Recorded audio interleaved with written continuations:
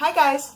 Welcome to another episode of Yoga Break It Down. I'm Yoga Suze. In this episode, we will be exploring Ram Pose, which is actually a close relative to Pigeon Pose, the pose that we explored last week. Ram is a seated position, and as I've talked about in a previous episode, one would think that seated positions are going to be the easiest, but often they're the most challenging. So word of warning. Ram Pose could be an alternative if you struggled with the two variations of pigeon pose that I described in the last video. It does not involve balancing, and it does not involve a strange splits-like position. The downside could be that it produces a deeper stretch in the hip, glute, lower back area. We're going to come down to sitting on a comfortable surface. You don't need the traction of a yoga mat here.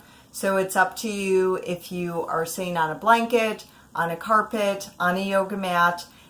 The only thing I would suggest is having a surface that has some cushion, because one of our ankle bones will be resting against the floor, and if the surface is too hard, it will be uncomfortable. For Ram Pose, we're going to start sitting on the floor, feet wider than hip distance apart, knees bent. And you're going to be taking one leg, rotating the leg so that the knee starts to point forward, and you have the upper and lower legs starting to face the floor, similar to our adjustment with the table option of Pigeon Pose last time. And then you want to have the outside of that leg resting on the floor, ideally with the knee pointing straight forward. So think of you have your nose, your chin, your belly button all in the center. We want to try to bring the knee in that line. It may or may not go all the way there, but do your best. And then the heel of that foot you do not want to be sitting on, so scooch it out further to the side if needed. Meanwhile, the other foot is just out to the side. So for any of you who feel that this is an intense stretch already, you may be staying here. Unfortunately, one thing that can be uncomfortable about staying here is this is positioning you to sort of lean to the side. So whatever leg is the lower leg, you're leaning to that side.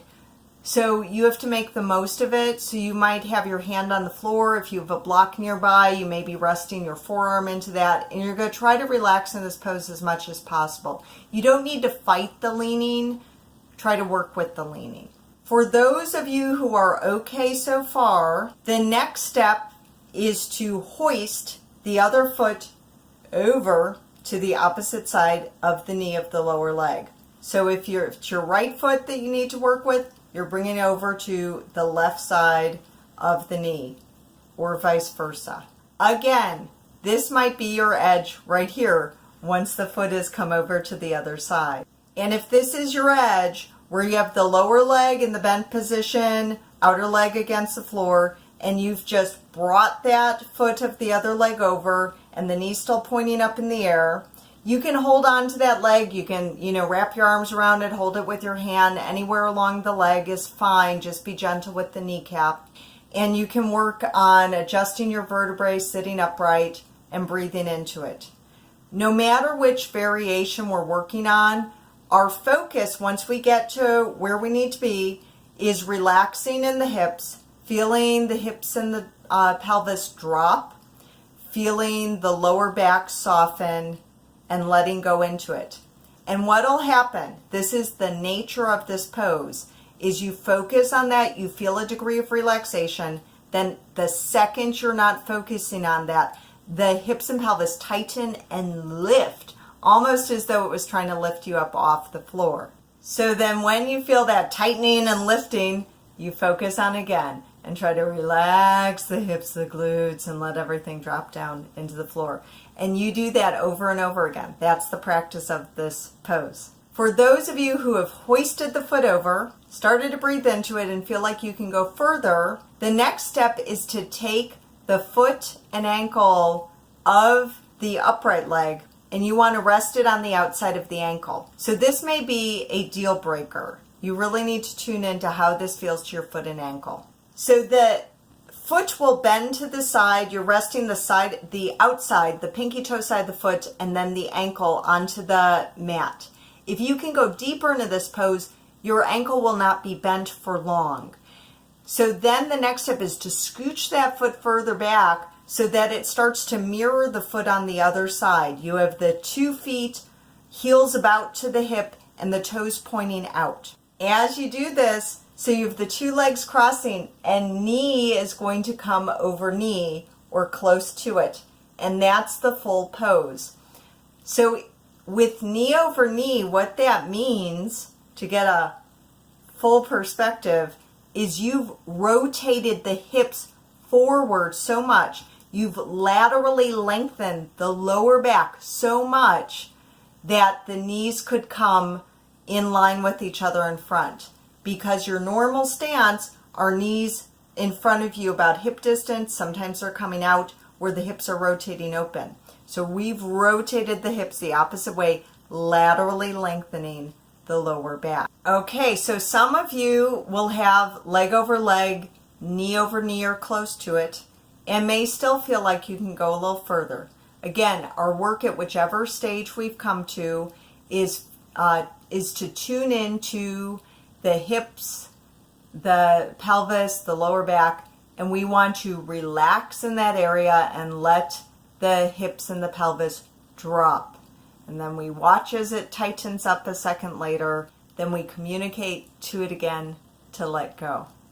So for those of you who feel like you can go a little further, you take your fingers and just touch them to the floor right in front of you. So maybe the line of the knee. You're not reaching forward yet. You're just mainly bringing your fingers down to the first place that you can on the floor, which tends to involve you leaning forward just a tiny smidge, not much. You're going to breathe into that, relax in the hips, see how that feels, and then possibly you might work a little bit further. If you're bringing your fingers a little further, you want to start to focus on your belly. You want to relax in the belly. Let the belly drop to or towards the legs. Let the shoulders relax and start to bend in your elbows. You may come to resting on your forearms, or you may come to laying the torso fully against the legs and either outstretching the arms or just letting them relax onto the mat or the floor. Once you are in ram pose to the degree that you are able to obtain, you want to tune into the hips and pelvis and relax them and let them drop down into the floor. This pose is definitely one that I want you to exercise caution in. Remember the first option where you just brought the lower knee into the position, the lower leg into the position. It forced you to lean to the side. The other leg is wherever it is, and you're just doing your best to breathe into it. It's going to be an awkward position, but there may be many of you who this is your first step.